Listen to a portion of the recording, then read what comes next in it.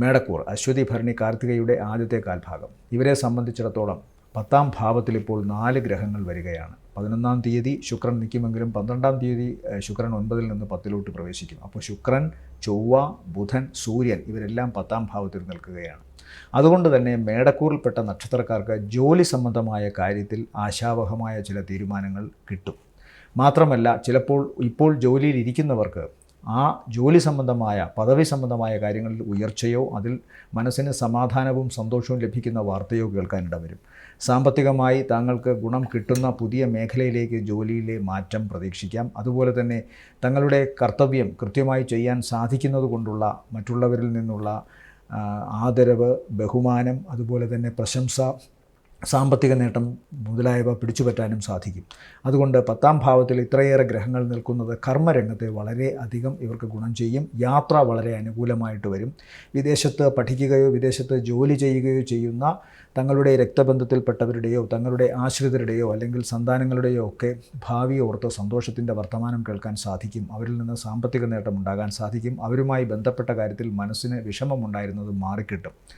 മറ്റൊന്ന്, മേടക്കൂറിൽ സംഭവിക്കുന്ന വേറൊന്ന്, ആ തുടക്കത്തിൽ അതായത് 11ാം തീയതി പിതാവുമായി ബന്ധപ്പെട്ട് ചില കാര്യങ്ങളിൽ നേരിയ ചില വിഷമങ്ങൾ ഉണ്ടാകാം. എന്നാൽ ചിലർക്കെങ്കിലും പിതാവിൻ്റെ അസുഖാവസ്ഥ മാറുന്ന കാര്യത്തിൽ സന്തോഷകരമായ വർത്തമാനം കേൾക്കാനും സാധിക്കും.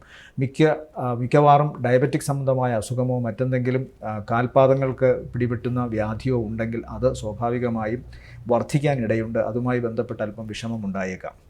എന്നാൽ ഉപരിപഠന സംബന്ധമായോ സന്താനങ്ങളുടെ ജോലി സംബന്ധമായോ സന്താനങ്ങൾക്കുണ്ടാകുന്ന മറ്റേതെങ്കിലും വിജയത്തിൻ്റെ ഫലമായോ ഒക്കെ ആനന്ദിക്കാൻ വക നൽകുന്ന ഒന്നാണ്. ഈ നക്ഷത്രക്കാർക്കും തങ്ങളുടെ ഉപരിപഠന സംബന്ധമായ കാര്യങ്ങളിലും വിദേശത്ത് ജോലി ലഭിക്കാവുന്ന കാര്യത്തിലുമൊക്കെ അനുകൂലമായ വാർത്ത കേൾക്കാനിടയുണ്ട്.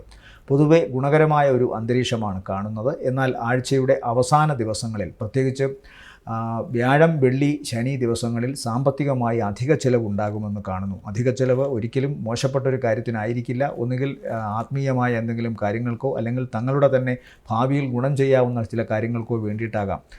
ചിലപ്പോൾ തീർത്ഥാടന കേന്ദ്രങ്ങളിൽ സന്ദർശനത്തിന് പോയെന്നിരിക്കാം. അതല്ലെങ്കിൽ മറ്റേതെങ്കിലും തരത്തിൽ തങ്ങളുടെ ആരോഗ്യ സംരക്ഷണത്തിനോ വീടുമായി ബന്ധപ്പെട്ട നിർമ്മാണത്തിനോ ഒക്കെ ചിലവഴിക്കുന്ന ധനമാകും. അല്ലെങ്കിൽ മക്കളുടെ വിദ്യാഭ്യാസ സംബന്ധമായ കാര്യത്തിന്. എന്തായാലും അനാമത്തായി നഷ്ടപ്പെടുന്നു പോകുന്ന ഒന്നായിട്ട് കാണുന്നില്ല. ആഴ്ചയുടെ അവസാനത്തെ ദിവസങ്ങൾ ഇവർക്ക് വളരെ ഗുണകരമായിട്ട് കാണുന്നു. പ്രത്യേകിച്ചും ദേഹസൗഖ്യവും അതുപോലെ പുരസ്കാരം നേടാൻ സാധിക്കുകയും മറ്റുള്ളവരിൽ നിന്ന് പ്രശംസയും അനുമോദനവും ഒക്കെ കിട്ടുകയും ചെയ്യുന്ന അവസ്ഥയാണ്. പൊതുവെ ഇവർക്ക് ഗുണകരമാണ്. ഈ ആഴ്ചയിലെ നല്ല ദിവസങ്ങളെന്ന് പറയുന്നത് 11, 14 ഉച്ചയ്ക്ക് ശേഷം 15, 16 ഉച്ചവരെയും വളരെ ഗുണകരമായ ദിവസങ്ങളാണ്.